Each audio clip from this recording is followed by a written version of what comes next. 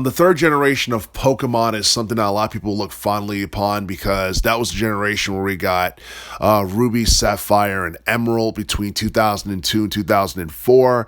And I believe those games ended up becoming among the best-selling games on the Game Boy Advance. I believe Ruby and Sapphire sold more than Emerald, but Emerald was basically a modified version of Ruby and Sapphire, and a lot of people really appreciated the modifications that was made to those three games in comparison to Generation 2. And Generation 2 utilized more of an 8-bit format similar to Generation 1 in terms of graphics and all that stuff. And you saw like the addition of a lot of new features in Generation 3, one of them being the the double battles and between Pokemon and the double battles between trainers, and basically the the nature and the innate abilities mechanics, which added more realism to the battles between Pokemon.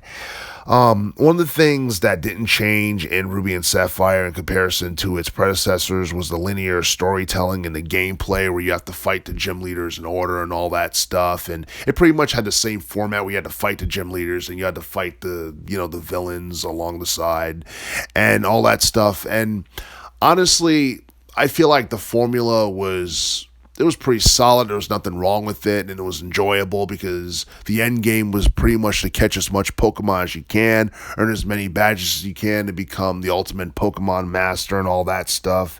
But the gameplay within Ruby, Sapphire, and Emerald had changed significantly for the better, and honestly, I think that's something that people look back on now and they really appreciate.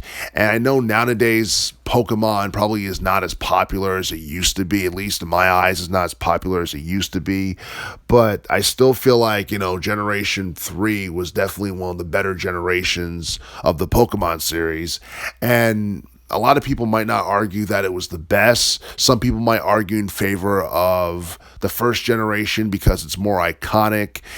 And some people might argue in favor of Diamond and Pearl because it was large. It was more successful than Ruby and Sapphire in the eyes of some people, mainly because it came out on Nintendo DS. And the Nintendo DS was obviously more successful than the Game Boy Advance. And there are some people who argue in favor of Pokemon Black and White from the early teens.